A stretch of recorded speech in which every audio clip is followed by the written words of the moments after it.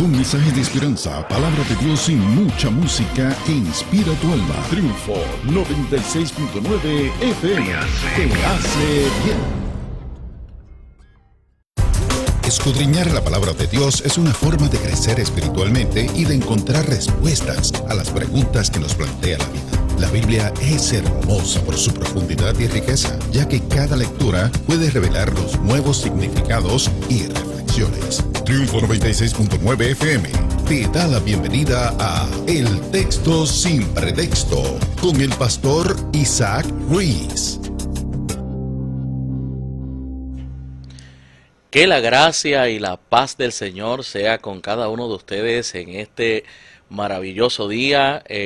Si nos estás escuchando temprano en la mañana o en la tarde, este es el día que ha hecho el Señor y nos alegraremos en Él y nos regocijaremos en su presencia. Así que quien te saluda es el pastor Isaac Ruiz, pastor de la Iglesia de Dios Pentecostal del barrio Bajuras de Isabela, y estamos aquí en un nuevo episodio de tu programa de interpretación bíblica, El Texto Sin Pretexto, un programa donde analizamos los pasajes de las palabras del Señor y las preguntas que cada oyente nos hace desde su contexto. Y como todos los viernes, me acompaña nuestra hermana Dalvan Nieves. Dalvan, ¿cómo estás? Dios te bendiga. Amén, bien, bendiciones. Bendiciones a cada uno de nuestros hermanos, amigos que se encuentran y los que se van a conectar, ¿verdad? Durante el proceso y también entrarán en otro momento. Bendiciones, buenos días a todos. Amén, así que saludamos también a cada uno de los amigos, hermanos que se van conectando tanto a la aplicación de Triunfo, a través también de las redes de Facebook, de Triunfo 96.9, ¿verdad? Y a través de las aplicaciones de Android, de iPhone, todos los medios, ¿verdad? De Triunfo, porque Triunfo te hace bien, amén. Así que estamos aquí para seguir compartiendo las riquezas que tiene la palabra del Señor, y en este día vamos a estar dándole cierre final a algo que hemos comenzado de los dichos de Jesús, pero específicamente todo lo que tiene que ver con las riquezas, todo lo que tiene que ver, ¿verdad? Con la avaricia, y pues vamos a tocar hoy varios versos donde Jesús le hace un cierre final a este asunto del afán por las riquezas o por las cosas materiales. Así que vamos a ir viendo, ¿verdad? Y cayendo en materia, como dicen por ahí. Sí, hoy vamos a estar hablando de Mateo 6, de los versículos del 25 al 34, amén. Donde pues el Señor nos habla de que todo es por fe y que debemos confiar en Él, lo que hemos estado hablando a todos estos últimos viernes. Así que vamos a dar lectura al versículo 25 en el nombre del Padre, del Hijo y del Espíritu Santo. Por tanto os digo, no os afanéis por vuestra vida, qué habéis de comer o qué habéis de beber, ni por vuestro cuerpo, qué habéis de vestir. ¿No es la vida más que el alimento y el cuerpo más que el vestido? Ok, muy bien. Estos pasajes, ¿verdad?, que vamos a estar considerando en el día de hoy, Jesús comienza a trabajar lo que es el afán desmedido por las situaciones materiales. Pero Jesús específicamente se concentra no en las cosas que pueden ser triviales en la vida, sino las cosas que son necesarias para el ser humano. Así que por esa razón Jesús comienza esta parte diciendo que no os afanéis por vuestra vida, qué habéis de comer o qué habéis de beber, ¿verdad? Cosas indispensables para la vida, o en este caso por vuestro cuerpo, qué habéis de vestir. Y esto es importante porque más adelante hay un pasaje que típicamente se ha utilizado para decir que busques el reino y todas las demás cosas, pero eso no es lo que dice el texto. Vamos a ver a qué cosas, o sea, este verso es importante, por eso es que cuando analizamos el texto tenemos que hacerlo en su contexto. Amén. Jesús está hablando específicamente de qué, de comida, de bebida y de vestimenta. De esas tres cosas que son necesarias para el individuo, para la persona, de esas cosas Jesús dice, no se afane. Exacto. Así que Amén. vamos a seguir viendo el 26. Mirad las aves del cielo, que no siembran, ni ciegan, ni recogen en graneros, y vuestro Padre Celestial las alimenta. ¿No valéis vosotros mucho más que ellas? Jesús ahora toma de ejemplo las aves, ¿verdad? Toma las aves en general, pero para una persona judía, con mentalidad judía, al incluir las aves, tiene que incluir también las aves de rapiña, que son inmundas. Entonces Jesús lo que hace es decir, mira, nosotros somos corona de la creación según la Biblia, pero entonces el Padre de la creación, nuestro Dios, se encarga aún de las aves. Las aves no trabajan, no siembran, no recogen en graneros, así que no importa si sea un pajarito o si sea una ave de rapiña que es declarada inmunda por el judaísmo, pues sabes que aún esas aves inmundas el Padre tiene cuidado Amén. de ellas. Así De que proveer. por eso es que la pregunta que hace en el 26 es que no valéis vosotros mucho más que ellas. Si Amén. somos corona de la creación, como dice el Génesis, somos ese centro de la creación, pues tenemos que entender que si Dios tiene cuidado aún de esas aves, va a tener cuidado de nosotros. Amén. ¿Y quién de vosotros podrá, por mucho que se afane, añadir a su estatura un codo? Ok, ahora lo que Jesús hace en ese verso es demostrar cuán inútil es el afanarse, ¿verdad? Yo tengo un dicho que el que se preocupa no se ocupa. Sí, Ok. porque cuando usted se preocupa, usted está tratando de ocuparse antes de, ¿verdad? Ok. Porque eso es lo que significa preocuparse, Sí, preocuparse, Ok. ¿verdad? Pues usted se ocupa de algo que no ha sucedido, Exacto. ¿verdad? Pues en ese sentido Jesús dice, mira, por más que tú te afanes, no puedes ni siquiera añadirle, mire, ni un milímetro, ¿verdad? A la estatura. Por más que nos preocupemos por unas cosas, Jesús nos está enseñando en este verso lo que es descansar en Él, lo que es Amén. descansar en el Señor, lo que es confiar. Mire, hay personas que a veces pierden el sueño porque están tratando de analizar en la noche cómo van a resolver los problemas. Y créame que desvelarse no trae nada bueno, sino al contrario, tras Problema. que Más problemas. deteriora su salud, Exacto. ¿verdad? Por un lado, pues mire, que si patas de gallina, como dicen por ahí, que se arruga, que si preocupaciones, pues mire, no. Los que confiamos en el Señor hemos aprendido a descansar en Él. Amén. Nosotros hacemos lo posible, pero Dios es el que es especialista en imposible. Y hacerlo mejor. Eso es amén. Amén. Ok, seguimos con el 28. Y por el vestido, porque os afanáis, considerad los lirios del campo, cómo crecen, no trabajan ni hilan. Pero os digo que ni aun Salomón con toda su gloria se vistió así como uno de ellos. Y si la hierba del campo, que es hoy y mañana, se echa en el horno, Dios la viste así, ¿no habrá mucho más a vosotros, hombres de poca fe? Muy bien, ahora Jesús toma un ejemplo de la flora. El primero fue de la fauna, ¿verdad? Que fueron las aves. Ahora Jesús trae a consideración lo que son los lirios. Amén. Hermosos. Ok, para ubicarnos en contexto, en los tiempos de Jesús existían dos tipos de lirios, ¿verdad? Esto lo llegamos a tocar, creo que Sí. fue en el primer programa por ahí, Sí. pero como queremos, ¿verdad?, hacer análisis del verso completo, pues mira, habían unos lirios que nacían en la ciudad de Galilea, pero estos nacían en verano, ¿ok? Había otro tipo de lirios que nacía en invierno, en la época de invierno, y nacían en la ciudad de Perea, ¿ok? ¿Cuál es la diferencia de estos lirios? Pues los lirios de Galilea eran de colores. Los lirios que nacían en invierno, en Perea, pues estos eran color dorados. Entonces, en esa época caía nieve en ese lugar, y cuando nacían los lirios, pues aquello parecía un valle de oro, imagínense, una alfombra de oro. Para analizar ¿qué lirio Jesús está hablando? Pues el texto nos menciona a Salomón. Exacto. Y cuando vamos al Antiguo Testamento, la Biblia no nos da detalles de cómo vestía Salomón, pero sí nos da detalles de cómo vestían los siervos de Salomón.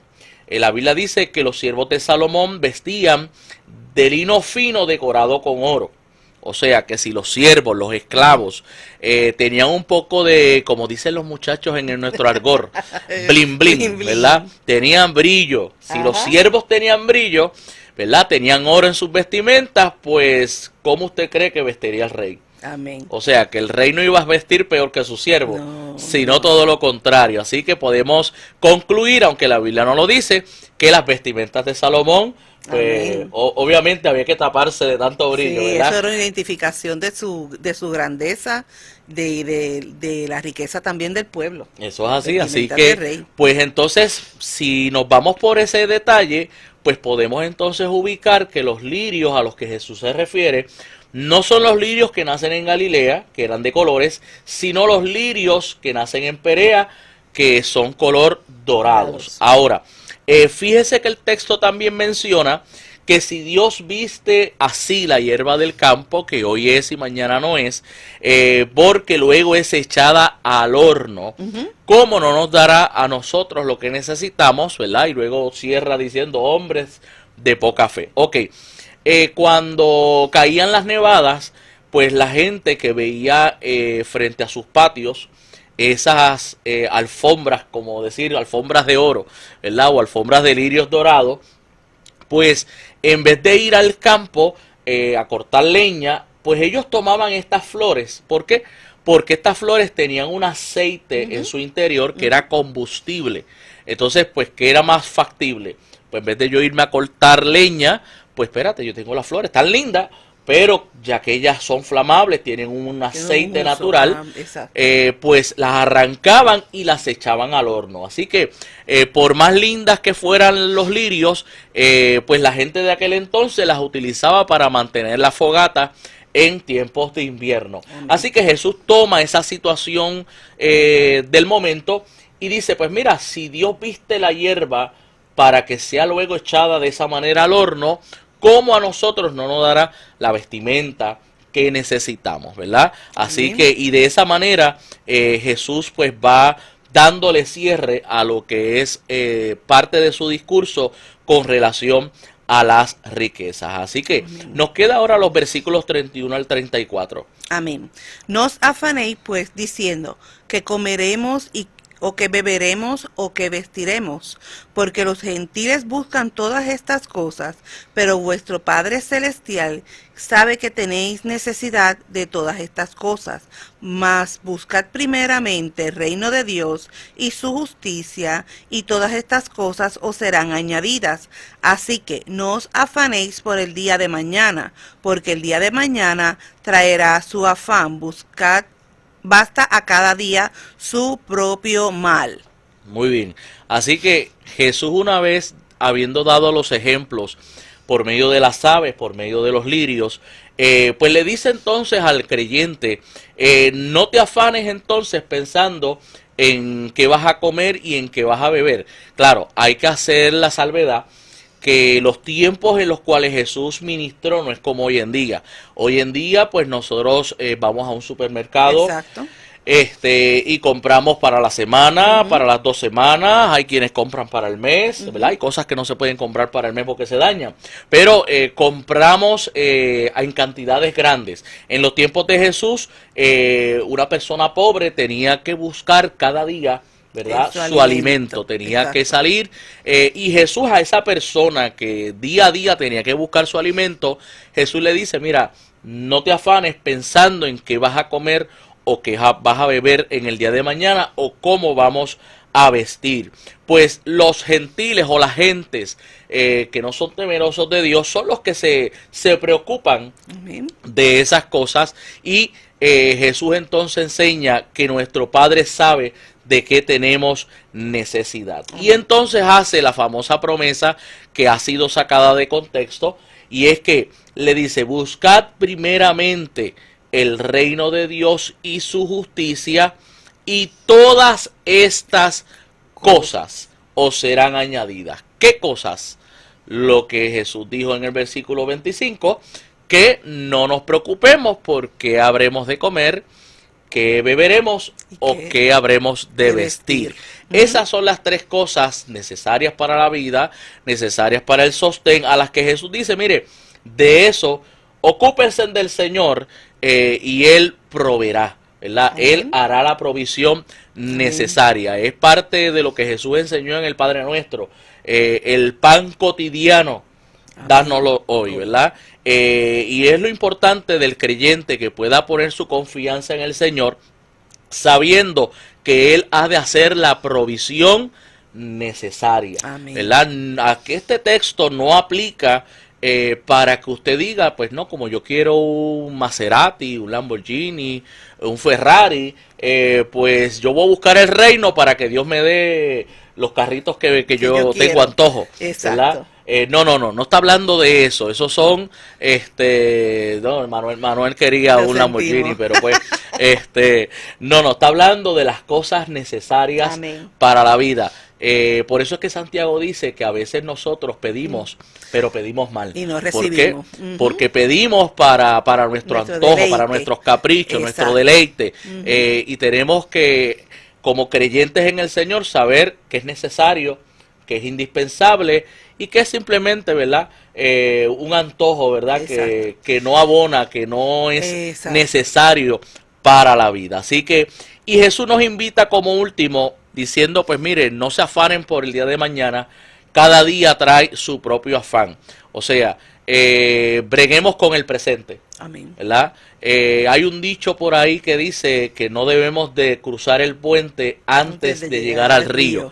Y eso lo que significa es que nosotros no podemos tratar de resolver situaciones que todavía no han llegado. A veces tenemos personas que se enferman emocionalmente porque están peleando con fantasmas. Sí. O sea, esto va en aumento, así.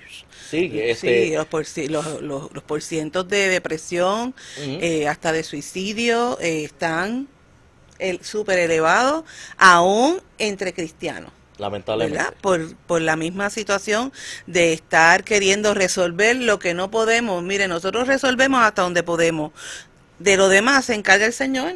Exacto, y eso Jesús lo dijo, que en el mundo tendríamos aflicciones, pero confiad, amén, confiad porque Él venció al mundo, y si Él venció, nosotros también venceremos, porque en Cristo somos más que vencedores. Claro, así eso no significa que le vamos a dejar todo al Señor, ¿verdad? Claro. Porque a veces decimos, Padre, si tú me resuelves. No, nosotros tenemos que hacer nuestra parte, tenemos que servir, tenemos que ser de bendición, tenemos que levantarnos todos los días, trabajar, hacer nuestro proceso. Eso es así. Ahora, de lo que, como acabamos de discutir, de lo que haga falta, de lo que tú necesites, a veces, ¿verdad?, surgen situaciones en nuestra vida, pues usted, mire, confíe en el Señor, que el Señor va a proveer, independientemente de lo que sea. Ahora, nosotros tenemos que aprender a depositar nuestra fe en Él. Eso es así, así que usted haga lo posible y Dios hace lo imposible. Amén. Eso es amén.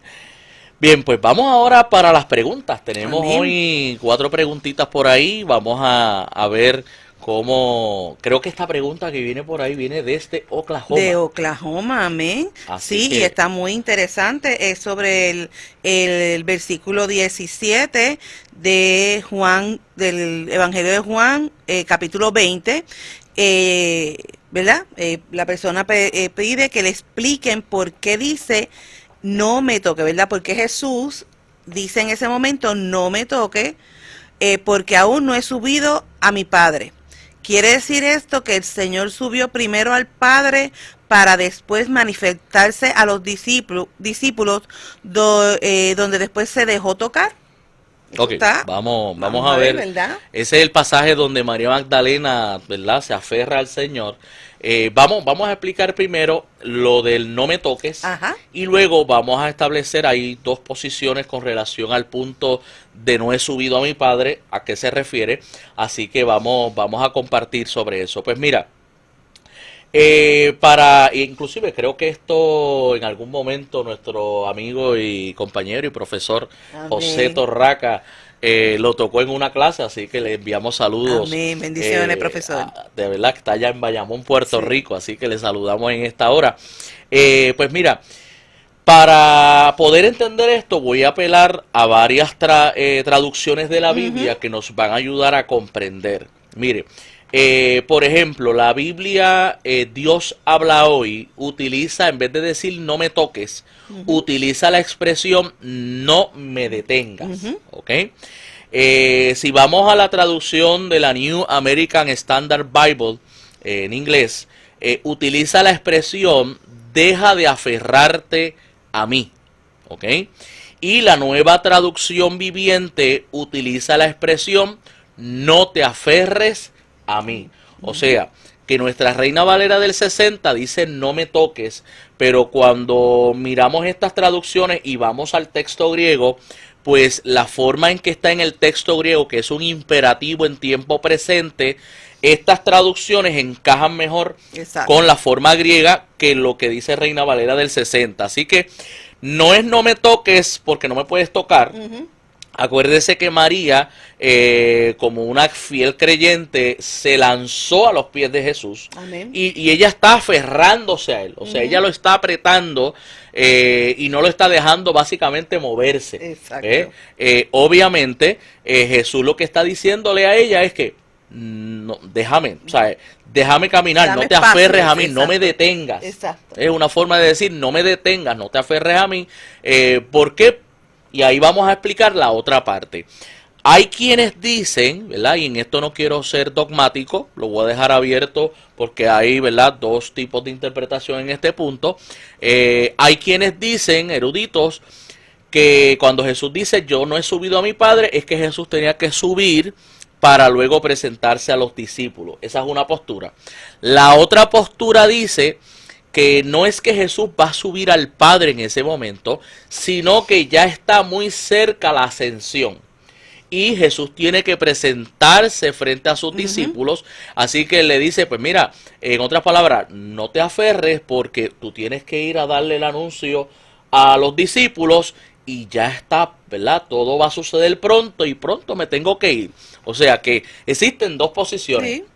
Quienes enseñan que Jesús subió y luego bajó para presentarse a los discípulos, y quienes enseñan que Jesús a lo que se refiere es que ya pronto iba a hacer su ascensión y que por esa razón le dice, mira, no nos podemos quedar aquí todo el día dialogando, es necesario que tú le avises a los discípulos porque pronto tengo que subir, pronto tengo que ascender, ¿verdad? Y lo dejamos ahí, si, ¿verdad? Invitamos a las personas que escudriñen, ¿verdad? Que busquen un poquito más, ¿verdad? Y obviamente pues esas son las dos posiciones que por lo menos los eruditos sostienen con relación a este punto. Que dan explicación. Amén.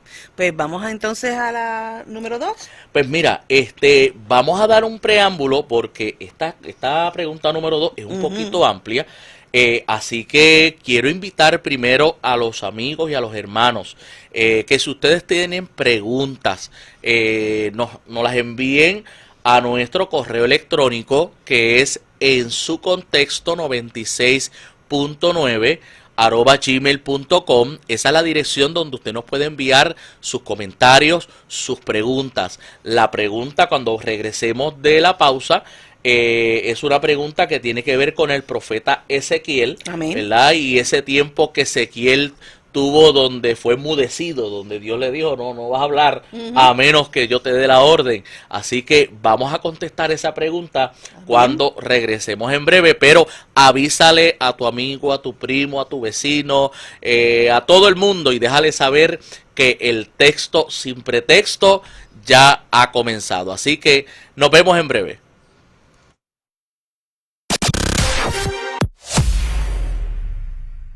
Epicentro Kids Festival.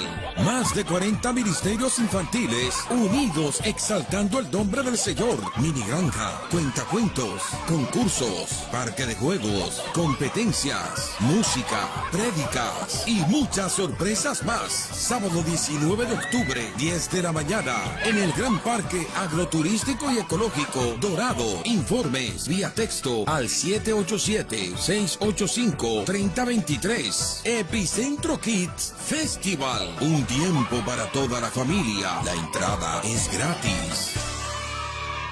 Atención Atillo, el próximo 19 de octubre te esperamos en la pista del Complejo Deportivo Francisco Pancho Deida desde las 6 de la tarde en Despertando a Puerto Rico, una noche de clamor y adoración, unidos por la familia y nuestro país. En la música, Cantores Redimidos, Sammy Samuel, Ministerio Mejeés y en el mensaje, el pastor Jorge Lucas Escribano. Despertando a Puerto Rico, información 787-566-3506. Soy la doctora Iliana Rodríguez Nazario, farmacéutica. ¿Sabías que la insulina dura fuera de nevera hasta por 28 días? Durante una emergencia, si pierdes el servicio de energía eléctrica, consérvala en temperatura ambiente y nunca la coloques en una bolsa con hielo porque puede dañarse. Prepárate en diabetespr.org. No esperes hasta que sea demasiado tarde. Comienza a prepararte hoy en diabetespr.org. Un mensaje de la Asociación Puertorriqueña de Diabetes y la Cruz Roja Americana, capítulo de Puerto Rico. Atención pastor, líder, evangelista, asociaciones, predicadores y apasionados del mensaje de Jesús. Ahora Triunfo 96.9 FM te brinda la oportunidad de tener tu propio programa radial. Ingresa ahora a nuestra página de internet en el www.triunfo969.fm o llama a nuestras oficinas al 787-999-0360. 999-0360.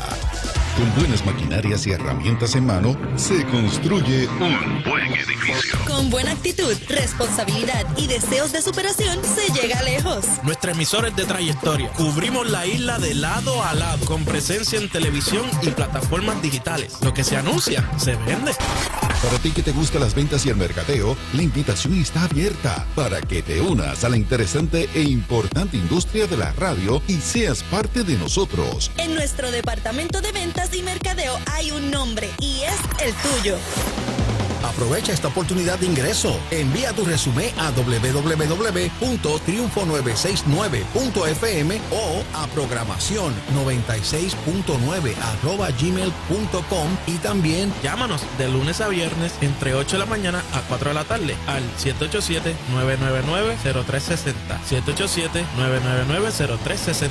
Pon en práctica ese poder de convencimiento y únete a nosotros, la emisora que te hace bien.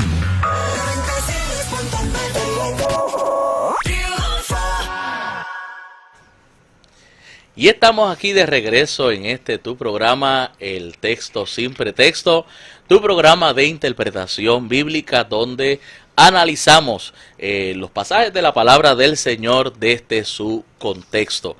Y que te saluda, si estás entrando en esta hora, es el pastor Isaac Ruiz, que junto a nuestra hermana Dalvan Nieve estamos viernes tras viernes en nuestra programación. Y vamos rapidito antes de seguir con las preguntas. Queremos saludar a algunas personas.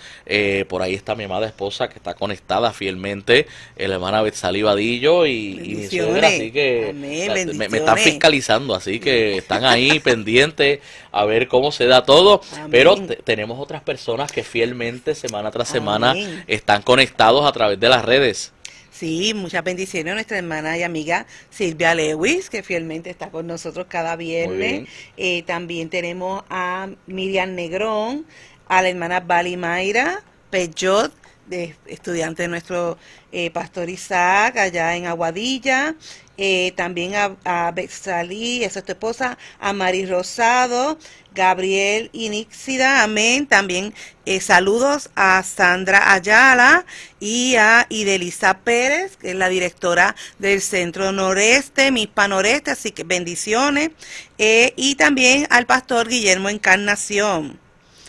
Muy bien, y también está creo que Miriam por ahí. Y Miriam Negrón de Aguada, desde Aguada, Puerto Rico. Muchas bendiciones y gracias por acompañarnos. Muy bien, así que pues siga, ¿verdad? Por ahí compartiendo este enlace, los que están a través del Facebook, los que están en la radio, ¿verdad? Avísele a su hermano, a su amigo que sintonice Triunfo 96.9, la emisora que te hace bien. Vamos a la segunda pregunta, Dalvan. Ok, como se indicó, pues, sobre el profeta Ezequiel. Y dice, ¿cómo se explica la singular mudez de este profeta de Dios cuando no fue el único que el pueblo no quiso escuchar? cuánto tiempo duró su silencio y cómo encajan en ese periodo los diferentes actos proféticos que Dios le ordenó realizar públicamente. Muy bien, y esta pregunta proviene de una de las compañeras del curso de Profetas mayores amén, de bendiciones. nuestro compañero y hermano pastor profesor José Borges, así Amén. que le saludamos, que también siempre semana tras semana Sí. está ahí conectado, así que pues mire, el profeta Ezequiel recibe en este capítulo específicamente donde se registra que se le ordenó a permanecer mudo, 3 restricciones, ¿verdad? En primer lugar, se le ordenó que se encerrara en su casa. Eso fue lo primero que se le ordenó. La segunda restricción está relacionada estrechamente con la primera, pues el profeta debía ser atado con cuerdas para asegurar su reclusión y que no pudiera andar entre el pueblo. O sea, que en vez de estar entre el pueblo moviéndose, tenía que estar atado con cuerdas en ese lugar. La tercera restricción que se le da es que sería incapaz de hablar. En base al mismo texto de Ezequiel, Ezequiel estuvo un total de 7 años y 6 meses sin hablar. ¿Ok? Wow. Así que si soy yo, infarto.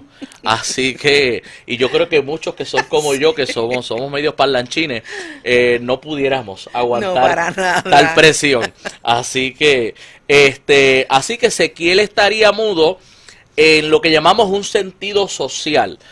O sea, él no le hablaría al pueblo, tampoco con su familia, hasta que Dios le diera la orden. O sea, que iba a permanecer mudo, pero cuando él hablara es porque tenía palabra de Jehová. Así que de tanto en tanto, cada vez que Dios le daba la orden, es que él hablaba. Así que la voz del profeta Ezequiel se iba a escuchar solamente cuando hubiera palabra de parte de Jehová. ¿Ok?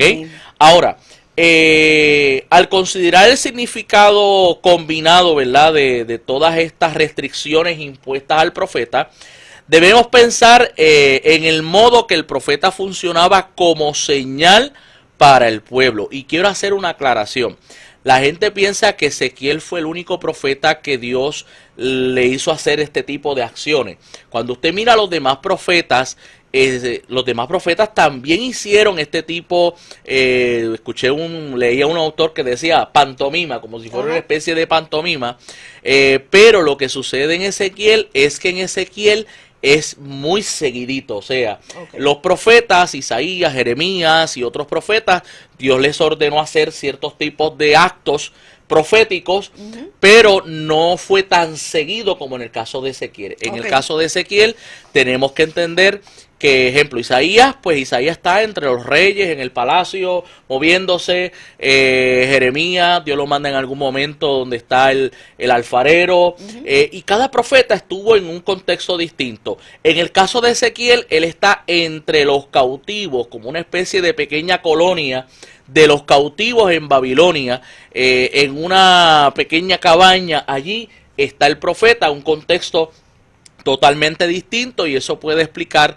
el por qué Dios utilizó este tipo de forma de transmitir el mensaje a través de estas dramatizaciones. Ahora, la relación con ser atado, yaciendo sobre uno de sus lados para llevar el pecado de Judá y después en el otro lado para llevar el pecado de Israel, esto representaría que el confinamiento al que Israel estaría sometido por el asedio que iban a estar recibiendo, resultado de su pecado, ¿verdad? Eso es lo que va representando ese acto.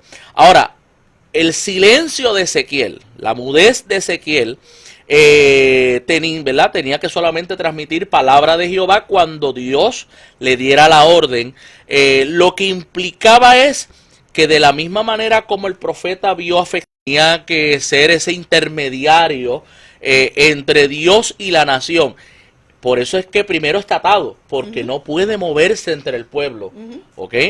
Y esa labor profética de llamar al arrepentimiento, de llamar a la conciencia del pueblo, pues esa función no la está haciendo solamente cuando Dios hablaba, ¿ok? Inclusive se usa una expresión en el texto hebreo para Ezequiel, y es la expresión Ish Moquía, ¿verdad? Ish Moquía significa hombre de litigio.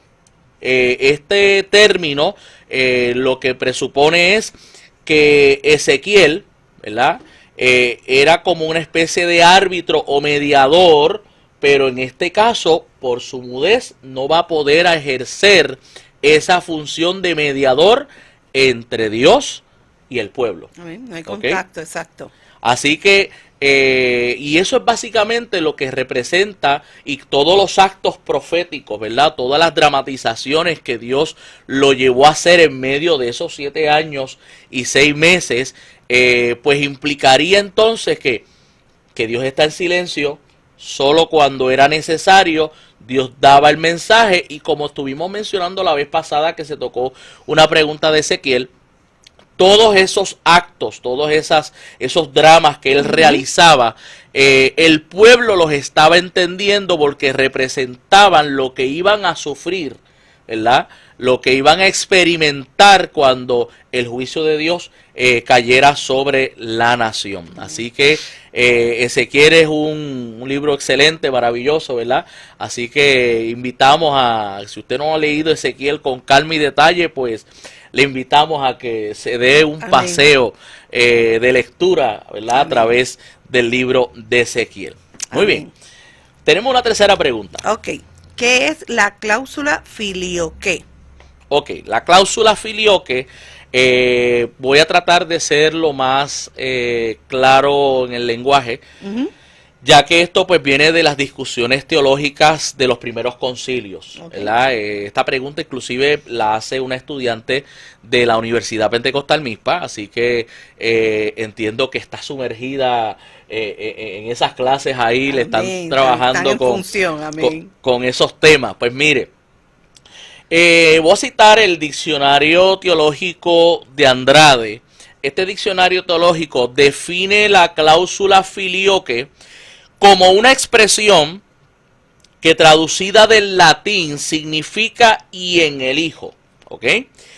Este término o esta cláusula se encuentra en las antiguas versiones bíblicas en latín y en el credo niceno que vino, ¿verdad?, como resultado del concilio de Nicea.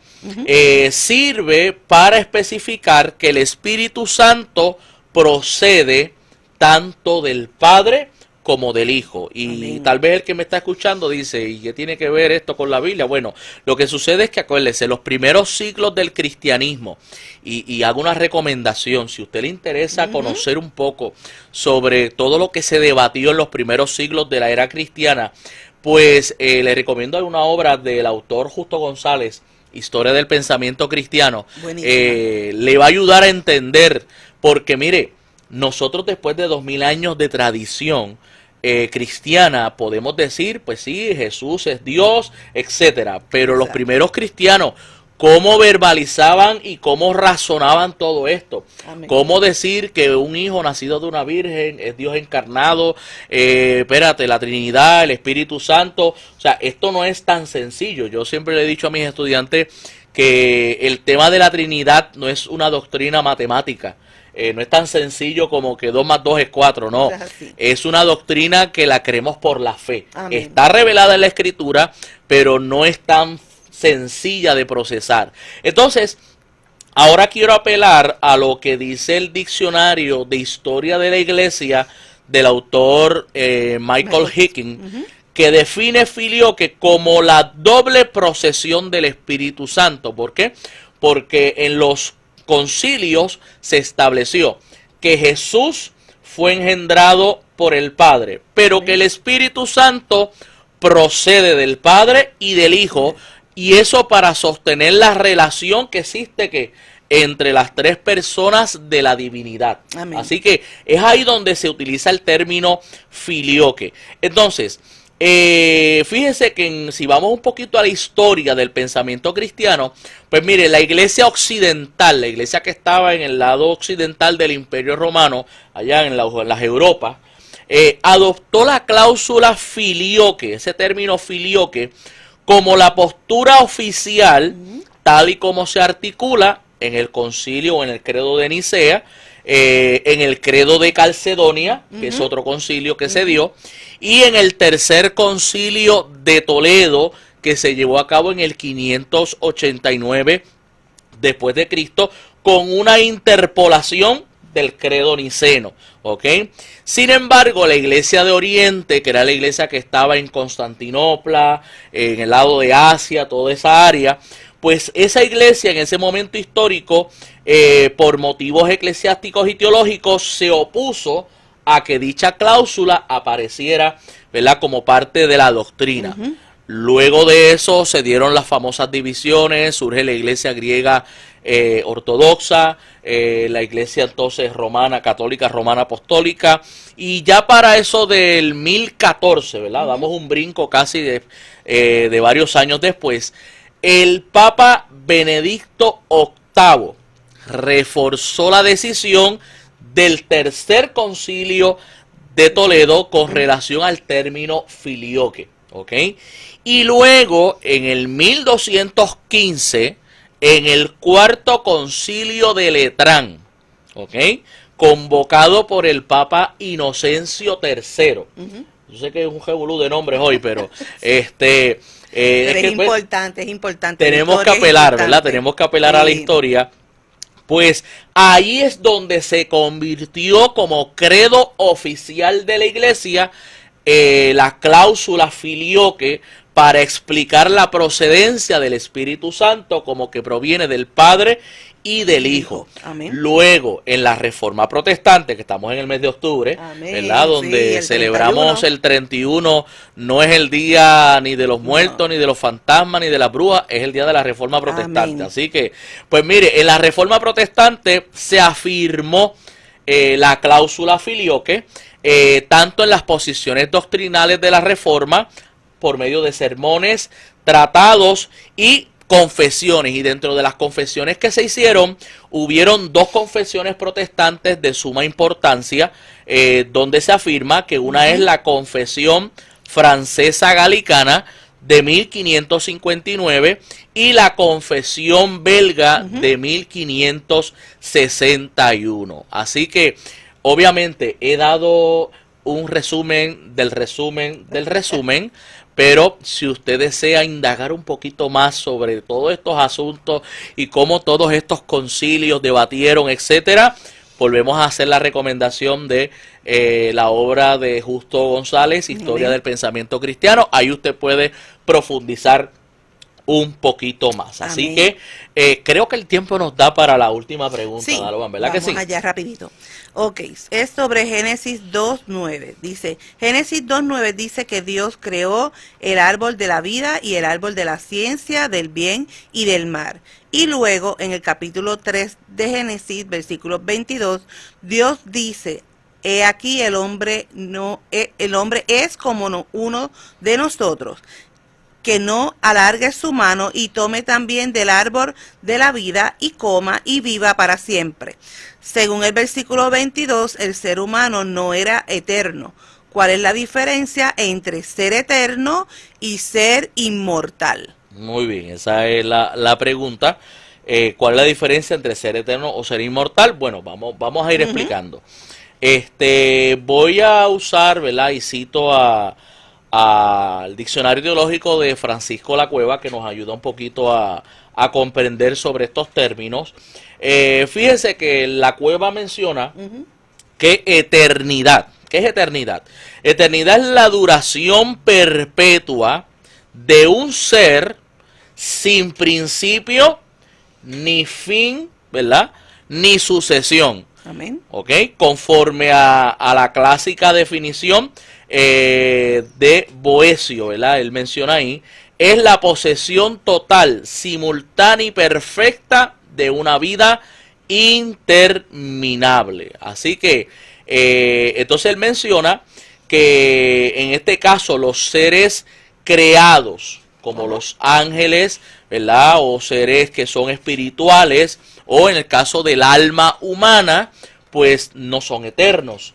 ¿Por qué? Porque el ser humano es un término que se puede utilizar, es sempiterno, porque tiene principio, pero no tiene fin, ¿verdad? O es perpetuo, es otro término que se puede acuñar. Así que cuando hablamos de eternidad, solo Dios es eterno. Pero entonces ahora vamos a hablar de lo que es entonces la inmortalidad, porque a veces hemos confundido y hemos escuchado personas que dicen el ser humano es inmortal. Vamos a ver que cómo se define inmortalidad y qué dice la Biblia de la inmortalidad. Amén. ¿Okay? Inmortalidad es, también lo dice el doctor Lacueva, dice es esencial, la inmortalidad esencial es lo que compete a un ser por su propia esencia, lo cual subsiste por sí misma. Así que la conclusión a la que lleva Lacueva es que solo Dios es inmortal en este sentido. O sea, porque un ser inmortal es un ser que se sostiene a sí mismo. Así que los seres humanos no somos inmortales, ¿verdad? Porque no nos podemos sostener a nosotros mismos. Nosotros dependemos, ¿verdad? Tenemos una dependencia de. Ahora, ¿qué dice la Biblia con relación a la inmortalidad? Si vamos a la primera carta del apóstol Pablo a Timoteo, capítulo 6, versículo 16, mire lo que dice. Dice, el único que tiene inmortalidad, que habita en luz inaccesible, a quien ninguno de los hombres ha visto ni puede ver, al cual sea la honra y el imperio sempiterno. Amén. O sea, en este caso, Pablo está dando un reconocimiento, una adoración al único que tiene ¿qué? Inmortalidad. Y ese único que tiene inmortalidad se llama Dios. Ahora, la segunda carta del apóstol Pablo a Timoteo, capítulo 1, versículo 10, dice, pero que ahora ha sido manifestada por la aparición de nuestro Salvador Jesucristo, el cual quitó la muerte y sacó a luz la vida y la inmortalidad por el Evangelio. O sea que según este pasaje, la inmortalidad es un beneficio que se le va a otorgar a los creyentes. O sea, las almas son perpetuas, sean justos o injustos, pero la inmortalidad es un estado de vida que solo lo posee Dios. Ese estado de vida es el estado que vamos a nosotros a recibir cuando suene la trompeta o venga el arrebatamiento de la iglesia. Pues ese estilo de vida que tendremos juntamente con el Señor, eso es inmortalidad. O sea, recibiremos inmortalidad. Y las almas que están en el lugar de castigo, pero de manera perpetua, ¿son inmortales? No, no son inmortales, son perpetuas. ¿Por qué? Porque están desconectados, alejados de Dios. La inmortalidad se vincula directamente con Dios, ¿ok? Y vamos a ver ahora lo que dice Romanos capítulo 2, versículo 5. Dice, y vamos a leer hasta los versículos 8. Dice, pero por tu dureza y por tu corazón no arrepentido, atesoras para ti mismo ira para el día de la ira y de la revelación del justo juicio de Dios, el cual pagará cada uno conforme a sus obras. Vida eterna, escuche bien, a los que, perseverando en bien hacer, buscan gloria y honra e inmortalidad. O sea que la inmortalidad, vuelve a mencionar Pablo, que es un premio que se le otorga a los que permanecen fieles, a los que buscan al Señor. Así que vida eterna a los que buscan honra, gloria e inmortalidad. Pero ira y enojo a los que son contenciosos, y no obedecen a la verdad, sino que obedecen a la injusticia. Así que contestando la pregunta que nos llegó, pues los seres humanos no somos ni eternos ni inmortales, somos perpetuos, nuestras almas, ¿verdad? Porque este cuerpo físico pues fallece, pero nuestra alma, como los ángeles, que son seres espirituales, pues son perpetuos porque fuimos creados. Recibiremos inmortalidad si perseveramos, si nos mantenemos fieles al Señor y llegamos a ese día glorioso, ¿verdad? En el que el Señor nos reciba en ese tribunal de Cristo y nos dé los galardones. Así que tenemos esa esperanza de llegar a ese día maravilloso. Así que hoy logramos cumplir la cuota. Amén. Claro. Así que, pero volvemos a invitar a cada uno de nuestros hermanos y nuestros amigos a que nos envíen sus preguntas. Estamos, deseosos de que lleguen esas preguntitas al correo electrónico para trabajarlas con responsabilidad, con excelencia y viernes tras viernes poder entregar, ¿verdad? Todo lo que analizamos, ¿verdad? Buscamos en la palabra del Señor con el fin de edificar al cuerpo de Cristo. Queremos rapidito en los minutos finales, se han conectado por ahí algunos hermanos adicionales. Saludamos a Geraldo González, a Leslie de allá de Bajuras, Leslie Cruz, que nos está viendo, Helios Contreras, que también nos está viendo por ahí, ¿verdad? Y si hay algún otro que nos se ha conectado recientemente, le enviamos un saludo afectuoso. Y mire, ahí está la dirección de correo electrónico en su contexto 96.9 @gmail.com. Envíenos su pregunta y su duda. Y acuérdese que, mire, todas las preguntas aquí son bienvenidas. Así que, Daluán, algunas últimas palabras para nuestros hermanos. Amén, muchas bendiciones. También saludos al hermano Luis Mario Jiménez, que estuvo, ¿verdad?, hablándonos ayer, enviándonos un saludito, así que bendiciones, queda saludado en el nombre del Señor.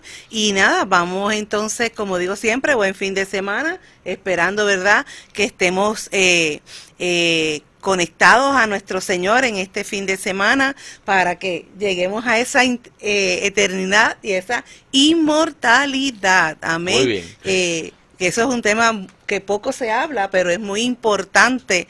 Así que eternos e inmortales, pero en los brazos de nuestro amado Señor Jesucristo.